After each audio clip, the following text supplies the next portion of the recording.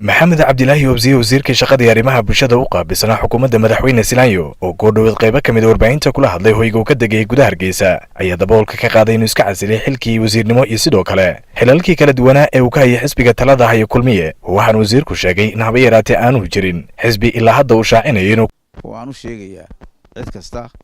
in aan si buuxda uga baxay iskagana casilay guddigaas ololaha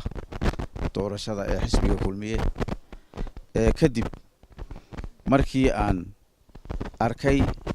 ama ay caddaatay in hawshaasi majaraheedii la lumiyay qof keliyana ay gacanta u gashay cid qabata oo tubtii ku soo celisana la waayay sidaas awgeed baan guddiga uga baxay qodobka labaad waxa weeye waxaan kaloo maanta halkan ka caddaynaya inaan gabi ahaanba ka baxay xisbiga kulmiye kadib markaan ogaaday ama ay caddaatay in codka shacabka deegaanka aan ka soo jeeda uu ku dhacayo meel aan abaal iska daayay mahadsaniduna ku adag waxaan ceeba oo aan ka sheegayaa xukuumadda iyo muxuu ahaa madaxweynaha xukuumaddiisa ma jirto si wanaagsan baanu usoo wada shaqaynay si wax ku oola baanu usoo wada shaqaynay si nadiifa baanu usoo wada shaqaynay inaan xilkaa laftiisa maanta dhigay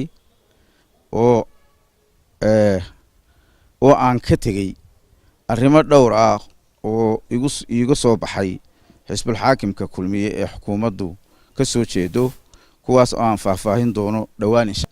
xukuumadda iyo madaxweynaha xilka ii magacaabayna aan u mahadnaqo isagana aan muxuu ah kulley ilaa berito u gudbin doono sifo maamul ahaaneed ugu gudbin doono istiqaaladayda insha allahu tacaala aad baad u mahadsantihin وهاجك محمد عبد الله وبسيه وزير شقدي يا ريما بشدة هيد مدة وزير مدحونا على سوشيال قينيسي وزير ما أنت واحد شاعر مدة ليش شو جدود أي كارسين دور الشدي إن هذا سكاتك في حكومة دي أديكون هبي راتي مدحونها يا حكومة دي سواء دليلة كشجنين ميان لو نكرين عريس كاجي من ديجان كاجا أي أصابة وين أدنان تسعسيش ما هتعذر علان ديجان كاجي من دي ما هصابته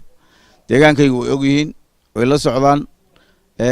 sida ay muxuu ahaa hawlihiin oo dhan way ka dheregsan yihiin deegaankayga muxuu ahaa rag iyo odayaasha muxuu ahaa yani intooda badan waa kuwa idaba taagan maaragta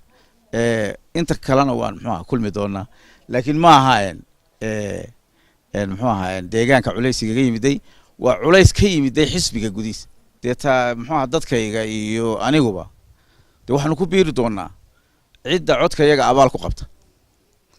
ee noo soo baxda كبيريو أو فيصل محمد آدم فيصل فيفا تيفيق عالمي سومالي كيبل مقالة درقيسة